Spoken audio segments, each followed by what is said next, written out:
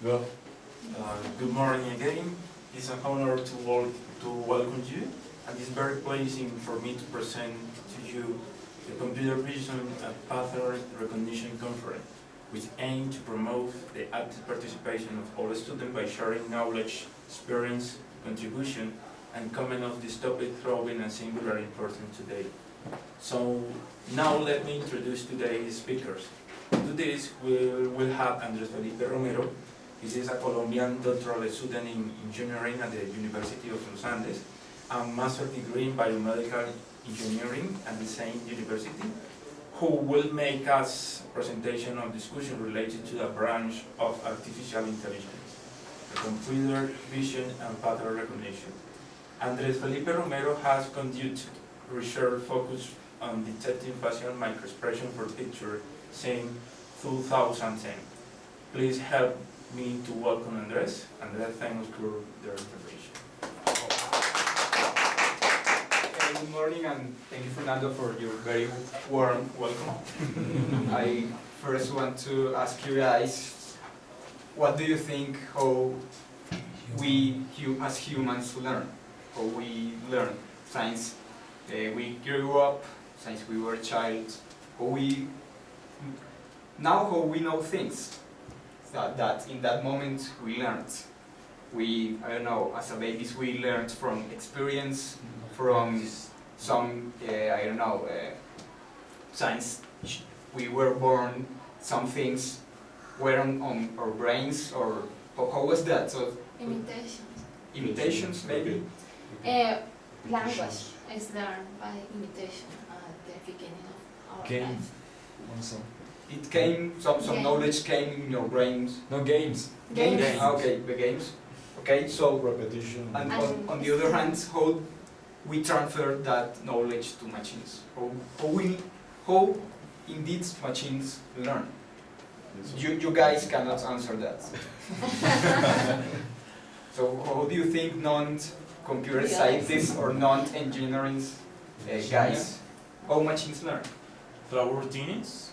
Well, Through routines? routines, so specific programming. Yes. Okay, that's a thing, but what if that's not the concept of knowledge, because that you're yeah. By process. We learn by process, but different processes, such as analytics. I don't know. We have different processes in order to improve our knowledge. Okay, so let me say something about what Fernando says. That lacks in some specific point. We programming, and we are telling the machines to do specific things. But what if we want they do another thing? So they out from that specific programming. So in this case, for example, everybody knows about the Tesla autonomous cars. So how the cars need to know that this is another car, this is a person, this is a bike, this is, I don't know, a sign. How specifically the cars know that? And that leads me to the next slides. These kind of processes today, nowadays in artificial intelligence is trying to mimic the brain, how the brain works. Indeed, nobody knows how the brain works.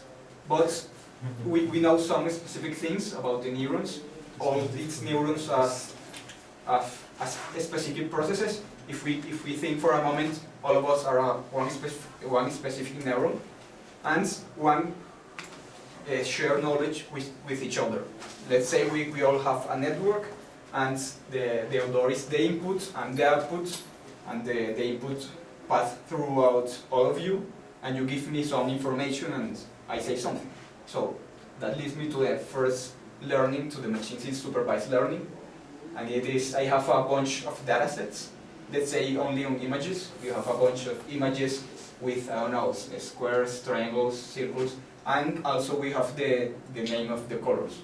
We know all of that, and we say to the machine, okay, this picture is a yellow square, this picture is a, I don't know, blue triangle, and you learn from that knowledge. I say to you, you have a network, and each neuron has one number. I don't know, 0 to 1 can be infinite numbers, as such as said earlier.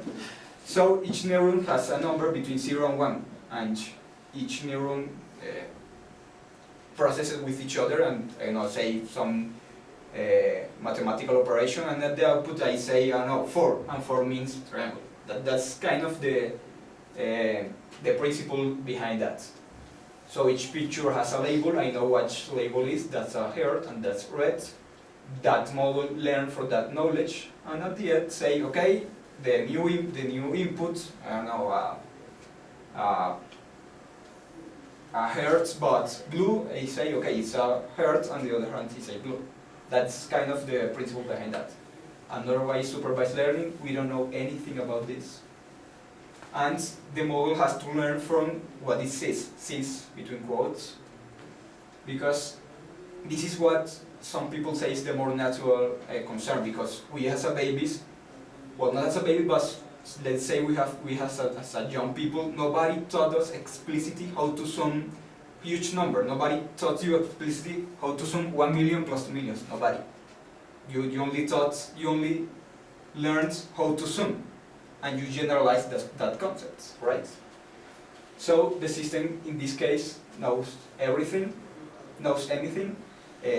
For instance, some years ago, YouTube tried to do this kind of thing with the amount of videos YouTube has, and it learns to predict cats.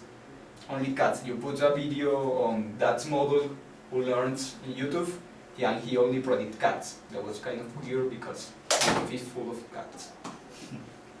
And the other one is semi-supervised learning.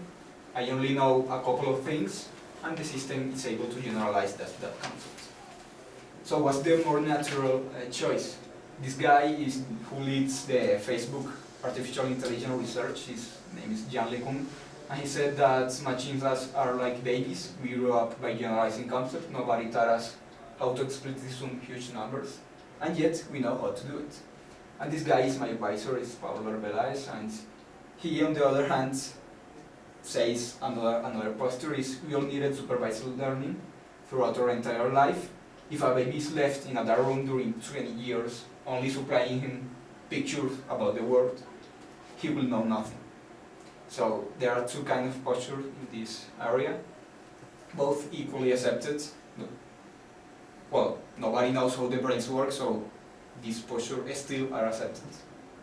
And at the end, I wanted to think for a moment how our brain works. So this video is one of the best videos I've seen so far. And this is kind of, we all have a bicycle, but in this case they change a little bit the mechanism. So when you turn left, the bicycle turn right. When you turn right, the bicycle turn left. So you would say, okay, that's easy, you can do that, you can handle that in your brain, but the answer is you can't. Please. The first one? Please, but I did it in the web page. What? Alt tab. Alt tab? Alt tab. Yeah. Alt tab.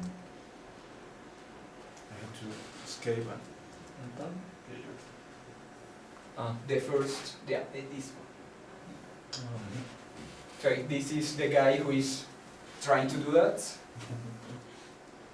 He said before, okay, it was easy, and now. Every intent he fall, and he said that during, I don't know, 5 months, maybe, he could do it. Please put this one. After 6 months around, he could do it. Even in a not a smooth way, but he do it. And he said that he tried to do in the same way. He tried to teach his child, and his child learned in only a couple of weeks. So you can see how our brain is it's like a sponge. Yeah, you can see it. well, At least this one. But one thing is that he forgot how to ride a regular bicycle. So he couldn't. And that's a regular bicycle. So how our brain reconnects all of our neurons to specifically learn another way to ride a bicycle. That's kind of, I don't know, it's astonishing for me. And that's all I wanted to show you guys.